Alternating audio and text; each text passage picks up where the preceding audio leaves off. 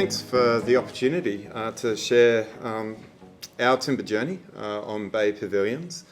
Yeah, we're really thrilled with the recognition at the recent Timber Design Awards, and it's going to be really good to be able to share those insights with you all here today. I know I've certainly attended WoodSolutions seminars before and found that really valuable, as we think about approaching projects. So, yeah, I really hope that you can glean some insights from my presentation today.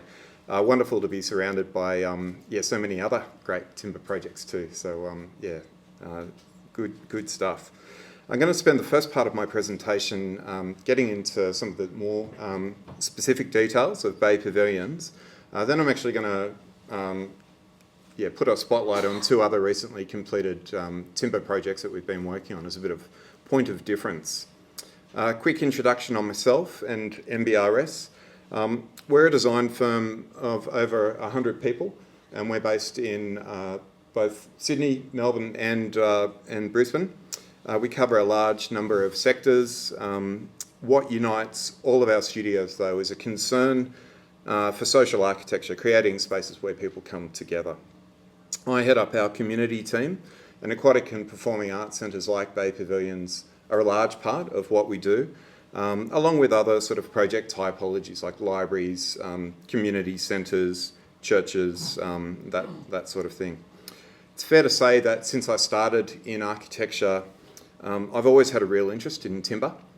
I think for me, looking for opportunities I can, where it's appropriate, not every job, but I do like to try and include it in projects. I'm really drawn to the level of craft and tectonic interplay that comes when you use timber in a design, as well as the way that it can form connections between the built environment into the natural world. Over the last couple of years, I've had an increased opportunity to explore how we can bring mass timber structures into our projects. And Bay Pavilions was our first real foray into a large-scale mass timber project. We dabbled in some smaller ones before, but we did learn quite a lot along the way here. So great to be able to share some of those insights with you today. Adam from Theka Australia is here as well. So if you've got questions, Theka supplied the timber on this project. I'm sure Adam would be more than welcome, more than happy to give you some more detail on the product that they supply. So for this project, NBRS collaborated with Donovan Payne Architects. They are an aquatic specialist architectural firm. We've had a relationship with them for a number of years, and it was great actually having an opportunity to collaborate. The total project budget was originally 57 million. It did end up at about 61. There were some additional scope items brought in, as well as dealing with some nasties in the ground. But all in all, it stayed pretty true to budget. The project was delivered through a D&C process. We'd taken the documentation to about 90%, and then we were novated across to ADCO Constructions, who were the head contractor, and Savcon were the head contractor for the mass timber components of the project. The structural engineer on this project was TTW. They have a dedicated timber design team, which was really invaluable on this project, given sort of my level of, inexperience with working with the material. And the mass timber was, as I said, supplied by Theka Australia. We also had quite a bit of locally sourced timber on the project through facade screens, timber ceilings, flooring, wall finishes and the like. So a bit about context and background to the project. The design intent and why we chose to feature timber so heavily on the project.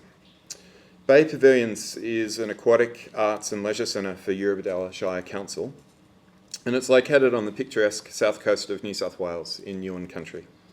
The site sits at the juncture of Bundu, also known as the Clyde River, Batemans Bay Town Centre and Mackay Park Sports Fields.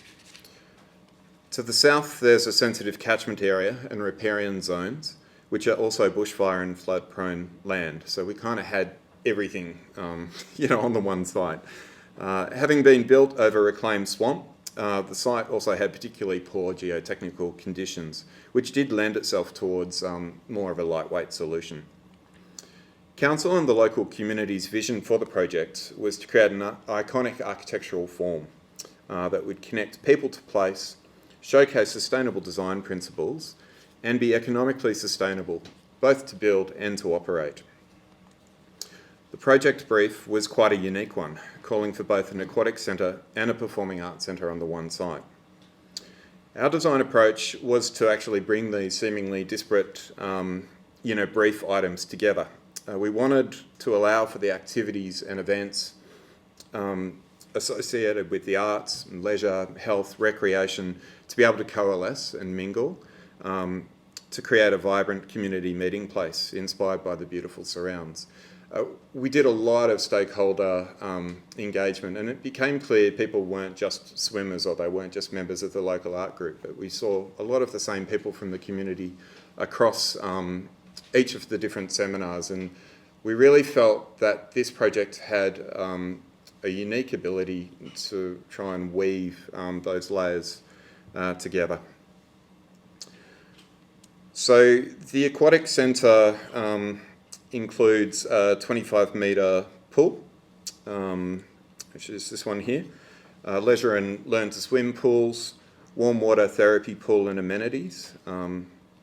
There's also an outdoor splash pad with a sculptural water slide tower.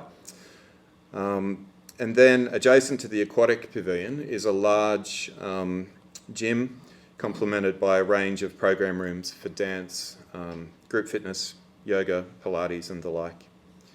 The central foyer links the Aquatic and Arts Pavilion together, and it features a gallery space. And what we did is that we tried to provide glimpses to the various activities and events on offer, so that there was a level of casual invitation, I guess, to get involved in the different things on offer. The Arts Pavilion includes box office and bar, dressing rooms and green room, and a 350-seat theatre with retractable seating, enabling it to be used for a large range of different performance modes. In terms of design, Bay Pavilions takes its inspiration from the stunning natural landscape around the site. And we wanted the building to convey the beautiful local context of forests, rivers and granite outcrops. The timber screen elements create a rhythmic facade that references the rafts used in the local oyster industry. Bay Pavilion showcases sustainable design principles and materials, and we felt that as a public building open to the community, it has an important part to play then, a message about how we can build with a lighter footprint. The architectural forms have been inspired by the connection and the interdependence that the community identify with in their relationship to the ocean and Bundu.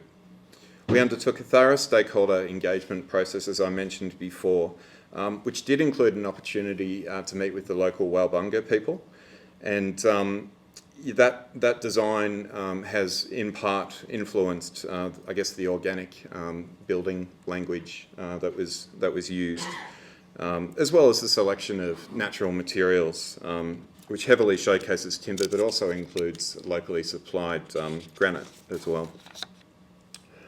We wanted for the building to provide a holistic place that would instill a deeper and more profound understanding of community wellness. Biophilic design principles are a key aspect of the design, creating an affinity between the architectural form and the natural environment, and seeking to increase a sense of well-being for the people that occupy and use the building. The community response to the building has been overwhelmingly positive since it opened in around June of last year. What we hear time and time again actually is just the real positive comments around the use of timber, the quality of natural light and the connection to place through the organic building forms and the biophilic design. So not only does the timber create a wonderful connection to nature, but it's also highly suitable to the harsh aquatic indoor environment. Pools are very corrosive, and that's a key consideration as you approach the design. The glulam used on bay pavilions is spruce, as I mentioned, supplied by Theka Australia from Rubner Holzbau. And this timber was sourced from sustainably managed spruce forests. In total, 167 cubic metres of GLT were used. Even through the link zone there, we had spruce LVLs, which was fantastic. Because of budgetary constraints, we weren't able to use timber everywhere. Unfortunately, the gym and the theatre aren't timber, but wherever possible, especially in the areas where it was going to be visually seen, we prioritised those areas.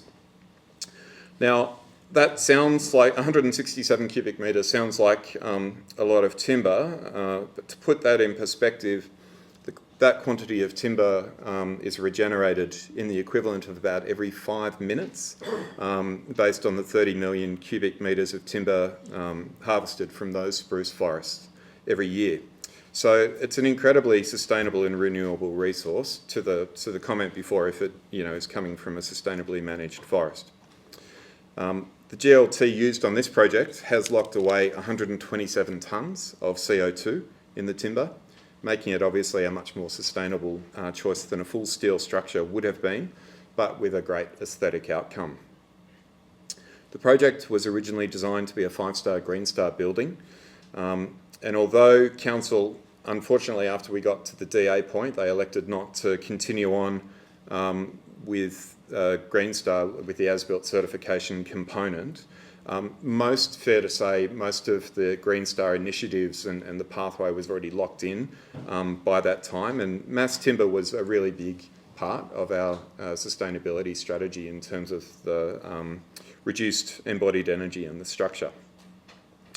Spruce, being a softwood, is also very stable in the moist aquatic environment and less prone to splitting and swelling than some other species, so it behaves well in an aquatic environment. The spruce GLT was selected for its warmth and natural tones to contrast with what was a predominantly neutral colour palette that we used elsewhere in the design. Visual grade spruce was selected for its medium level of grain figuring and smaller knots in the visible faces of the GLT members, so that it wasn't too sort of overpowering with the larger knots. The timber was sort of provided with a smooth sanded finish, because tactile interaction with the timber was a really important consideration, particularly through the foyer where you can actually get up and touch the timber columns or posts. It was finished with a light pigmented stain to increase durability, colour retention and improve moisture stability. Well aware of the debate that rages on about mass timber and do you stain it, do you not? In this instance, the client was keen to have the natural warmth of the timber. The screen language that we have elsewhere is going to be left to go grey, but we did walk them through what they were getting themselves up for, that there would be an ongoing maintenance regime. The QS was running numbers on that for them as well. So that was all part of, I guess, the dialogue that we had with the client as the project went on. One of the nicest aspects of using the mass timber on the project, and I'll be honest, I wasn't probably necessarily expecting it, but just the aroma that the timber gives off is really beautiful. And so you walk through the foyer and you can actually smell the spruce, which is lovely. The unique bowstring trusses over the pool hall are a hybrid GLT and steel design. The design allows for more effective transportation and erection on site, with the truss droppers in this instance actually acting as splice connection points. So this allowed for the 33 metre span long trusses to be able to be divided up into 3 smaller unit lengths and bolted together on site. Some of our timber truss sections were actually held up in the Suez Canal traffic jam, which has caused no shortage of pain for the builder. I was waiting, for some of it to come in. Just one of those crazy things amongst COVID and everything else that's happened over the last couple of years. But when we actually got it all together on site, it went together super quickly. So the truss was assembled on site. the pieces came together and then it was lifted into the vertical plane, and it was designed to sort of then be lifted up into position. And we spent quite a lot of time workshopping the connection details with Theka, just to finesse the details of the timber and the steel turnbuckles, and avoid, we wanted to avoid the beams looking too heavy. We wanted for there to be a continuity, I guess, in the language back to the foyer, and that, you know, the beams weren't a super deep element in that space. So the splice connections are generally hidden in the pull hole within the timber to minimise the opportunities for the corrosive atmosphere to get at the steel. Whereas the truss element, which is exposed, is easier to get at, paint and maintain. So the bowstring design, yeah, as I said, it enabled us to also reduce the sectional depth of the glulam. And we'd already been through a round of VM with the PM, you know, dropping the ceiling height in the pool. And so, yeah, we were pretty keen sort of not to have too deep of a beam so that you maximise that natural light coming in. And I think it works really effectively in that regard. So the GLT language is continued down the foyer link, where we have these large portal truss elements. As a general principle on this project, we wanted for the engineered timber to display a level of tectonic rigour in terms of how the building structure and the connections worked. The steel base plates and post to beam connections in the foyer have been exposed to highlight the connections, and that's also a bit of a slight nod to the old steel bridge in Batemans that was actually brought down and replaced with the concrete structure when we built it. But yeah, it was a lovely old steel bridge and kind of a bit referential in that regard.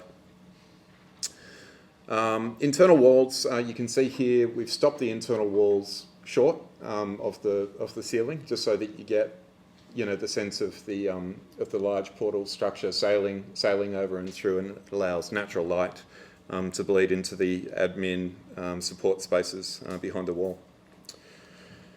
The main entry awning is probably the real hero of the design, and the undulations are referential to Bundu, conveying the movement of water and the passage of time on the landscape.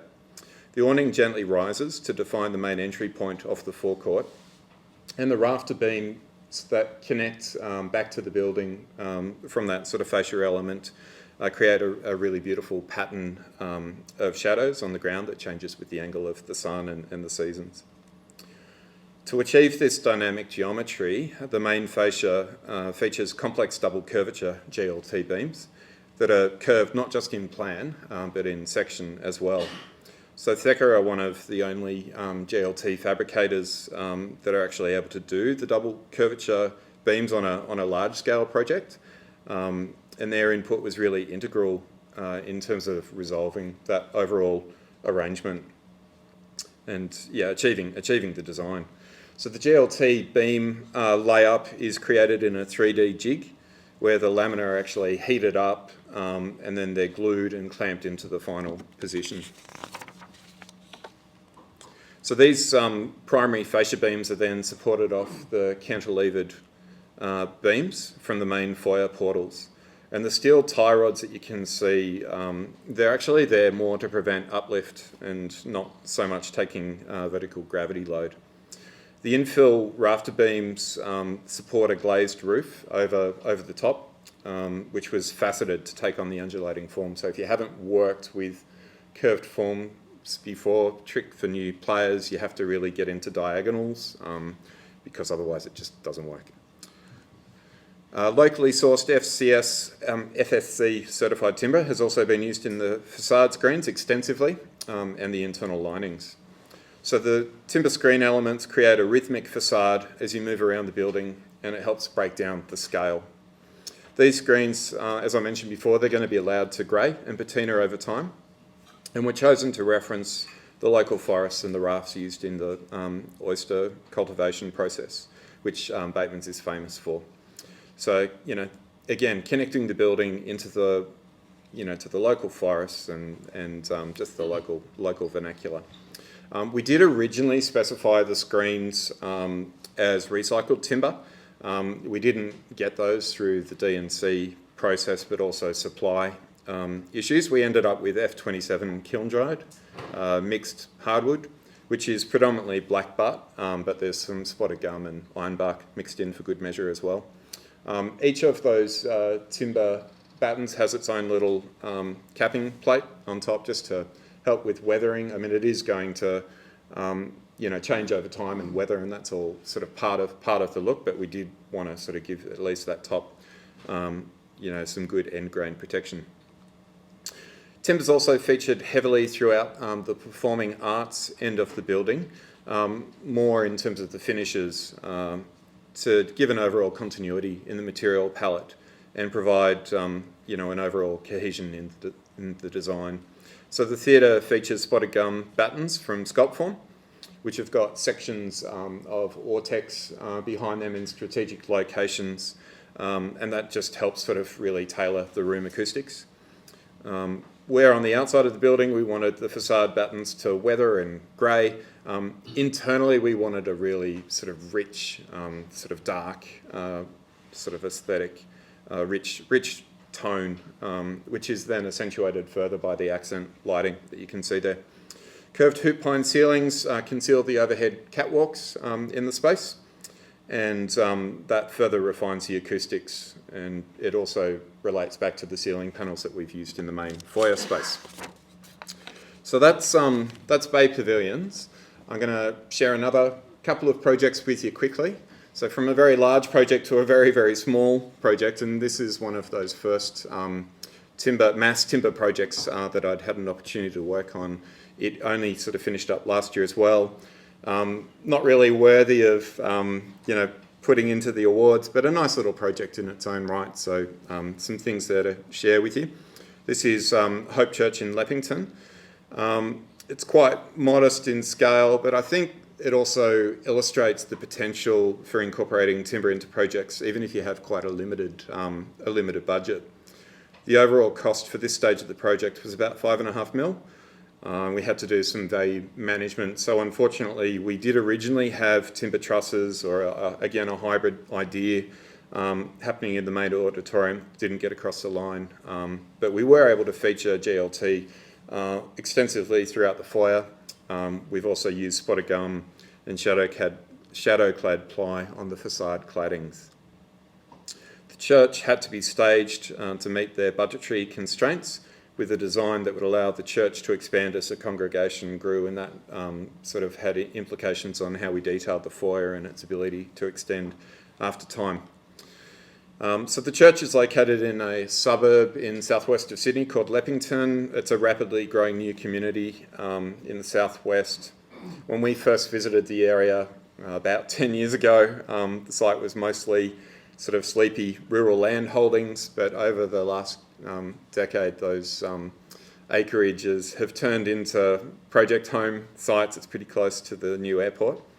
A key consideration in our design of the church was to really try and find a metaphorical link back to that original bushland setting of the site, and also create a sense of place informed by the natural as a counterpoint to that emerging surrounding suburban context.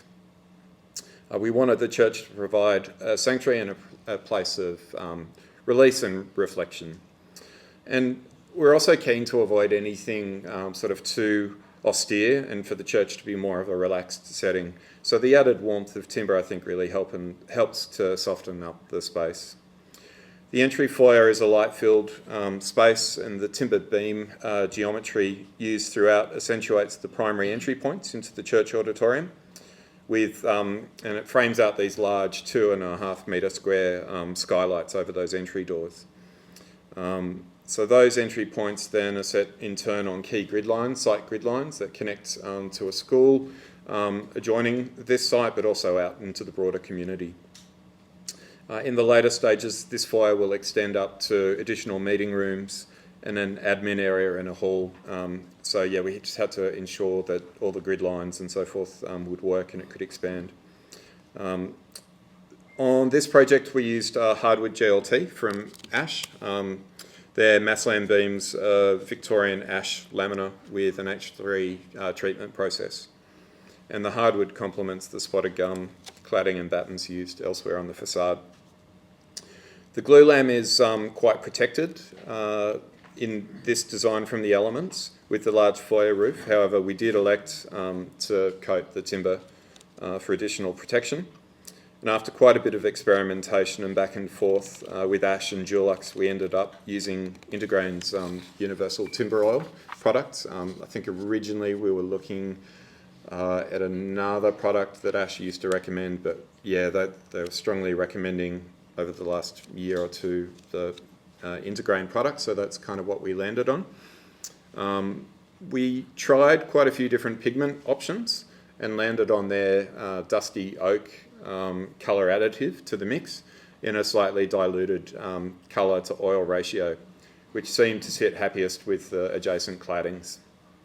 And interestingly, it actually also increases the contrast in the timber grain when you put it on. Yeah, like we'll probably be expecting a recoat regime every 18 to 24 months on the timber, and yeah, similar to Batemans, we had to walk the client sort of through that as we progressed the design. That particular one is more of a penetrating oil as opposed to a surface film kind of application.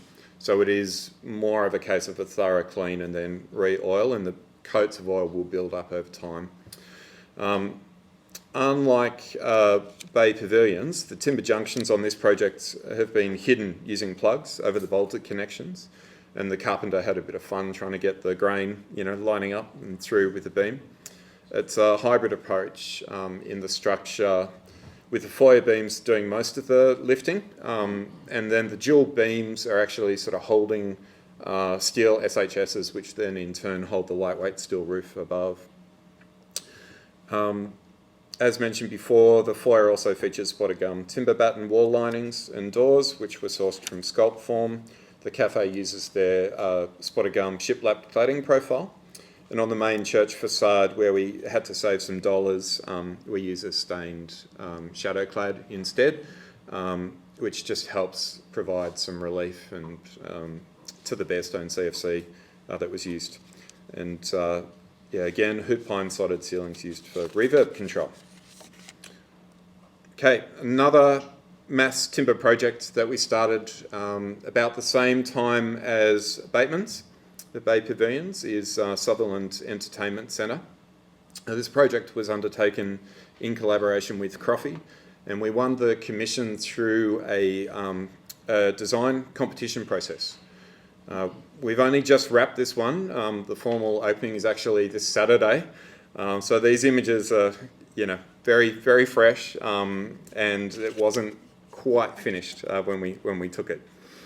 In terms of a project brief, Sutherland Council wanted to redefine their existing 45-year-old building as a new cultural venue with enhanced facilities that could support a range of diverse and high-calibre performing arts programs, from touring productions down to homegrown content from schools and dance groups. The existing building was originally designed actually more as a civic hall typology rather than a theatre, and it had a large flat floor on the ground floor level, so sightlines were terrible. It had a really super steep dress circle on the upper level, and the stage and back of house facilities are nowhere near contemporary theatre benchmarks. Although it wasn't really fit for purpose, the building had served the community really well for decades, and ingrained in the collective memory of sort of the Sutherland Shire folk, because so many different events and celebrations and dances and stuff have occurred in the building. So a key aspect of our sustainability strategy, but approach to the building, was to actually retain as much existing fabric as we could. The original facade is a semi-brutalist construction with face brick and off-form concrete spandrel elements. And we felt that there was a real honesty and clarity worthy of retention within that. And the new design subverts the existing language, but in a timber form. The existing foyer was dark and inward looking, with very little interaction to the adjacent Peace Park. to the north, and it didn't have a well-defined entry. In actual fact, most people couldn't find the front door. Along with the theatre modernisation, a key aspect then of the design scheme for the project was to basically create this new foyer to provide a civic address for the building that would then in turn activate Peace Park and Sutherland Town Centre. We likened the foyer design to a pergola or a veranda space that bleeds the connection between inside and out, a structure that belongs as much to the park as it does to the theatre. As well as being a formal gathering point before and after a show, it's able to act as a flexible theatrical space in its own right and host a range of less formal events. With an abundance of natural light and views across the park from inside, the new foyer openly invites visitors to come in and explore the building as well and be made aware of the various programs that might be coming up. And it creates a strong connection back into the landscape, which was so poorly sort of handled with the previous design. The design of the foyer reinforces this reference to a pergola or veranda structure in the park through the mass timber construction, which was a key feature of our competition entry. So the 3-storey high 420 by 420 timber posts create a monumental form, and they're positioned off the same axial alignment as the existing brick piers in the original facade, which was roughly a 3.5 metre grid. The posts are then connected together via 210mm wide by 760mm deep roof beams, and they're running in an east-west direction from Eaton Street back to the existing building and sort of actually sitting on top of those brick piers, which had to be reinforced with steelwork for seismic. Infill beams are running off that then in the north-south direction to complete the grid ceiling structure. And it aligns with columns on the smaller black box building so that we have this gridded structure that sort of runs out into the public domain.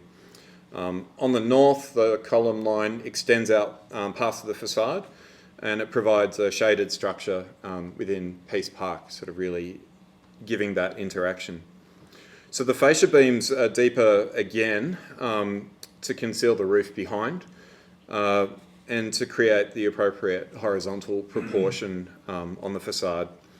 Now, these weren't able to be fabricated in a single section due to the compressive limitations of hardwood. So the Vic Ash lamina, you can't push that together in the same way that you could with like a spruce softwood.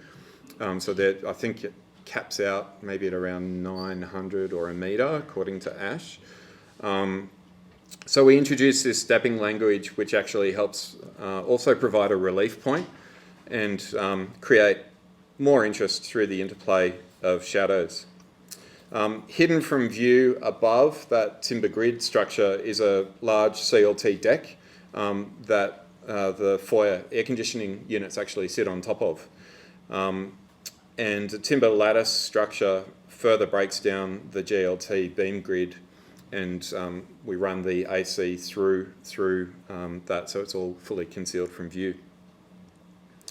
Detailing wise, the timber posts sit on concrete pedestals, or socks as we came to call them, that keep the pergola feet dry and help provide a unified visual datum line across the facade as the ground line steps away.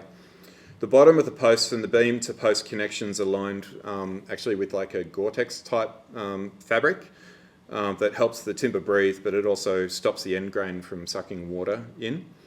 Again, like the Hope Church Leppington project, we elected to conceal all of the fixings on this one.